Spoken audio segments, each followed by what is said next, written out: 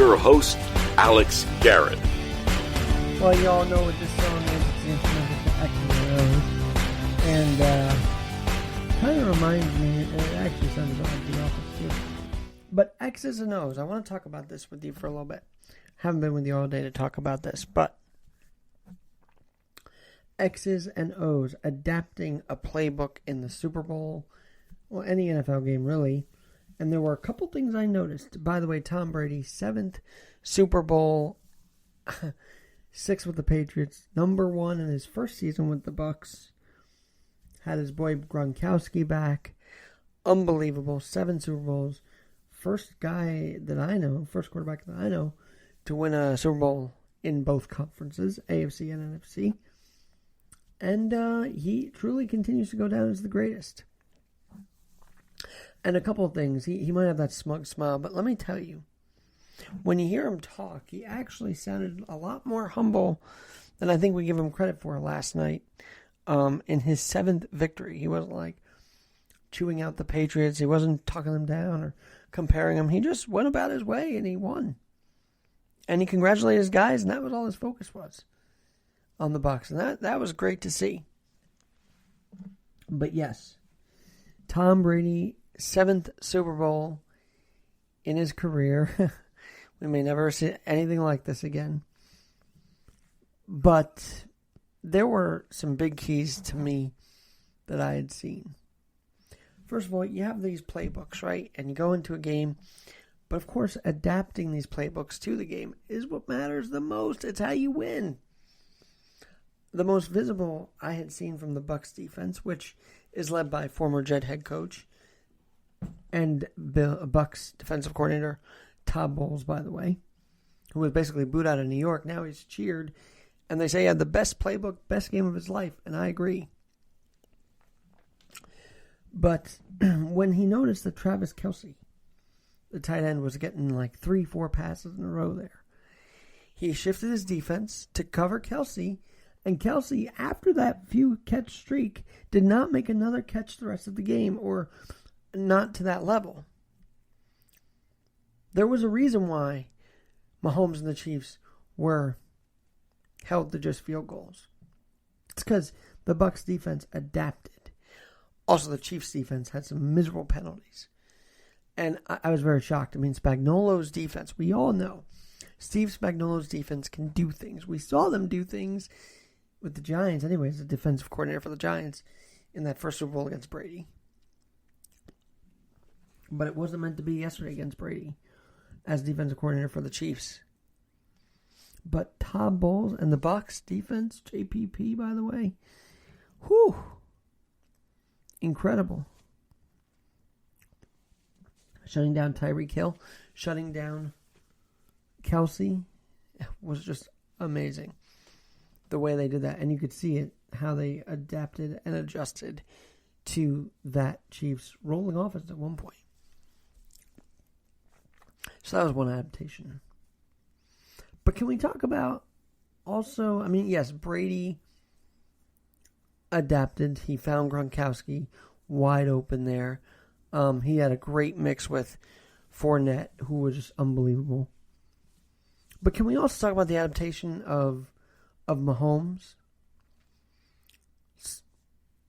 Offensive line beleaguered, always on the run, bad leg. Yet you tell me another guy that can throw from basically his knees before touching the ground with complete accuracy while he missed complete accuracy, and I'll grow a second leg. You show me a guy that can do what Mahomes did yesterday and can do every day that he's on that field. Sidearm, on the run, using his feet, adapting that way too. He got first downs with his legs too. He was mobile, which the Bucs defense also adapted to, sacking him a couple times, causing him to fumble. And they were only up to 9 points, but Mahomes' adaptations were imminent. And they were fascinating. To see him throw across his body like that while nearly on the ground was something I hope to see in the near future. I think this kid's got a lot of potential, got a lot of growth to do.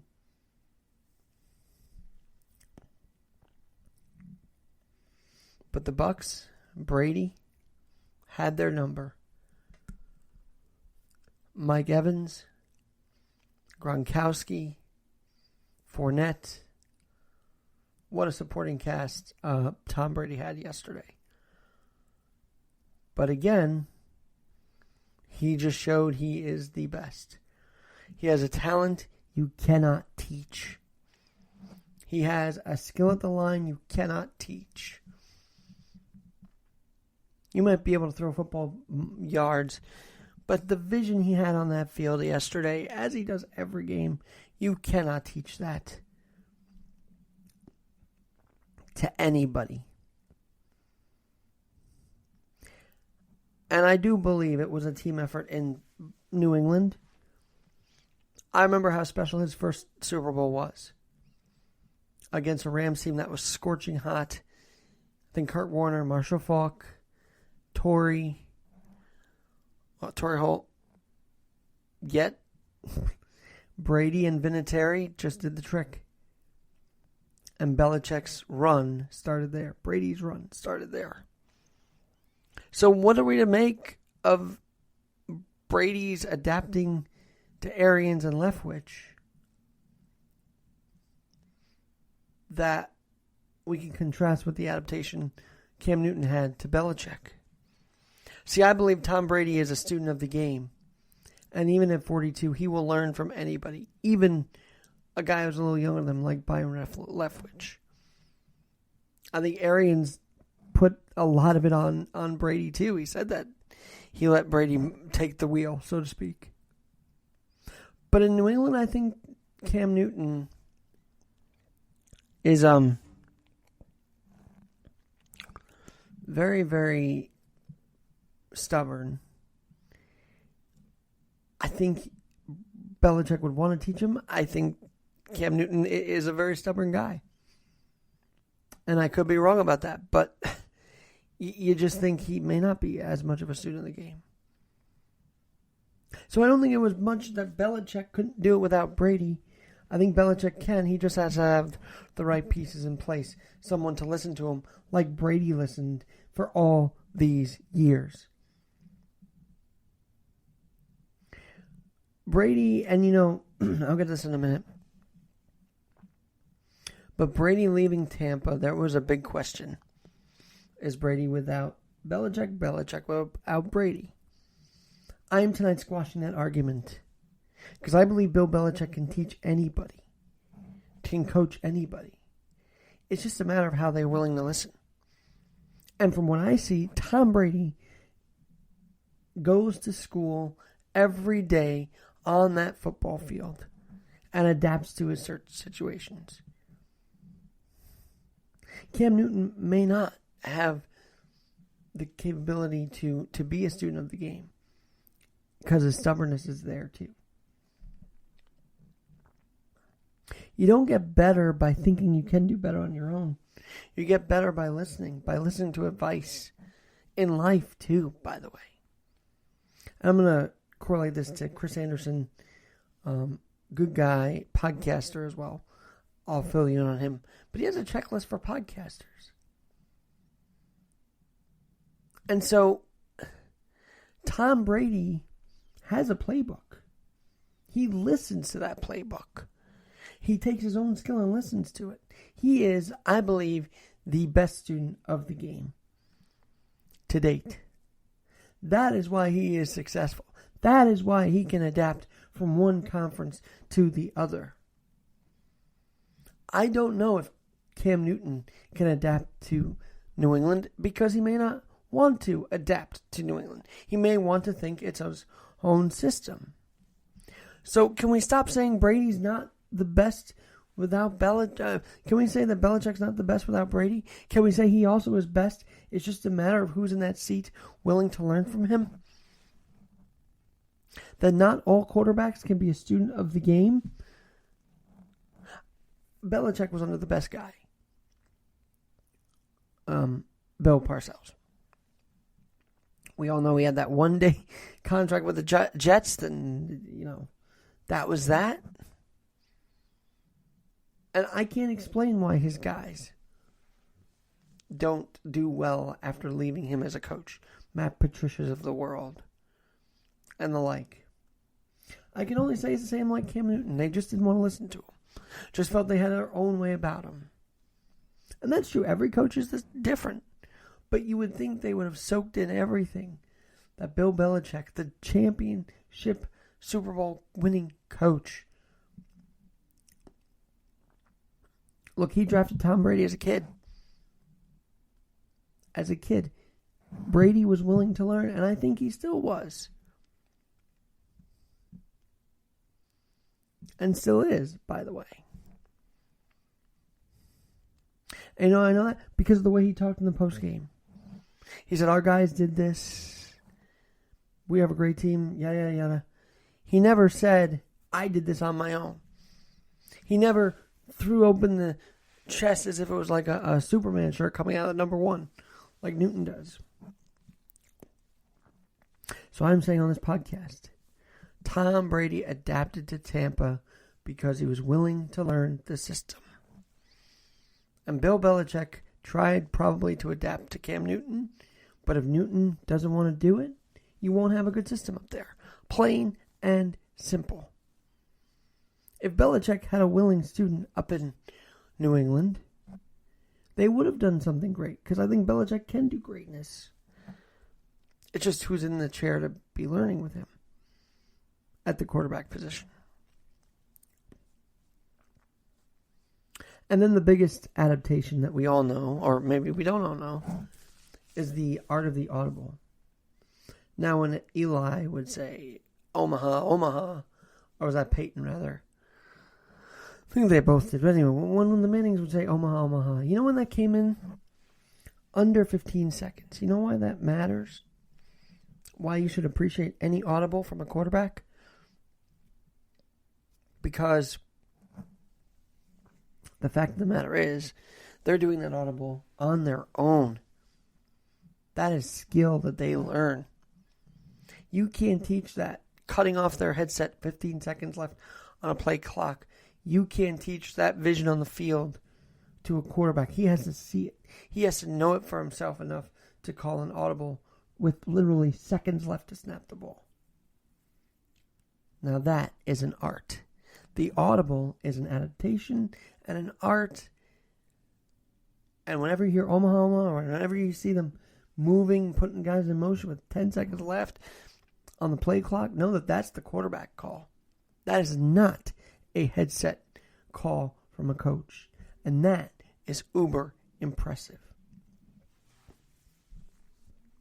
Now, why do I mention the Super Bowl and the playbooks? Well, because it happened yesterday. But also, the playbook is like a checklist, right? They want to make sure every play is in order. They want to make sure they're ready to go. Just like at a newfound group that I'm part of now.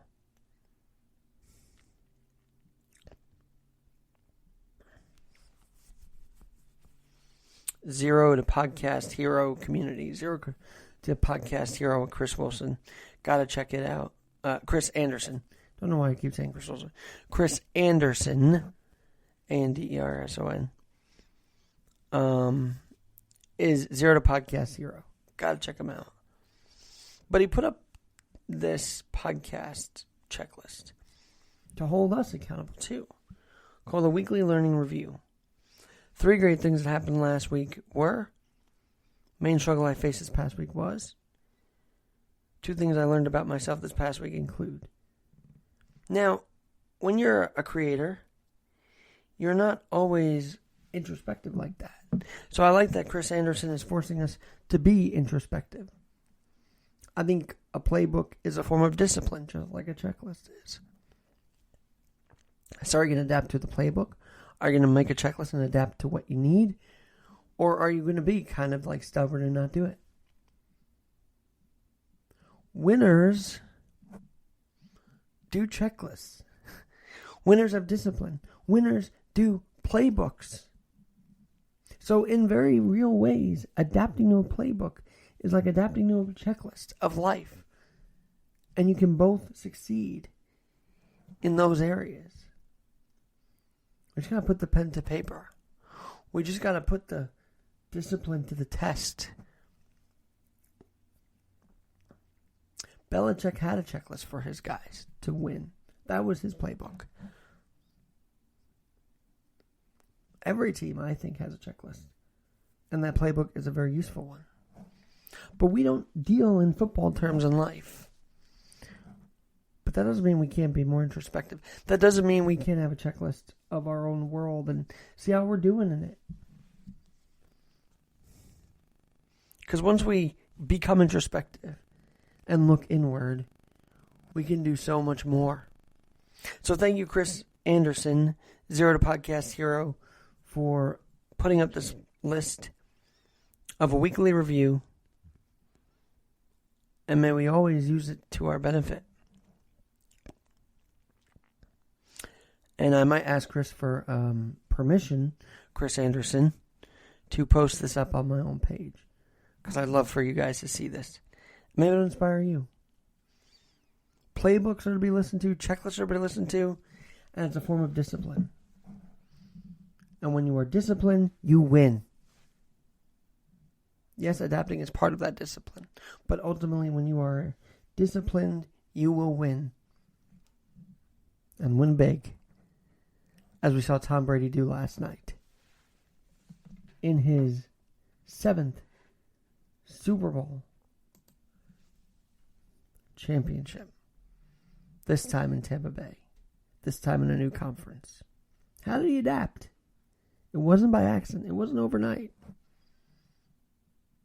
It just was. So for this year, and this NFL, I hope you enjoyed it. And we will definitely stay in touch for baseball and other sports going on as adaptations continue to be made. Have a great night, everybody.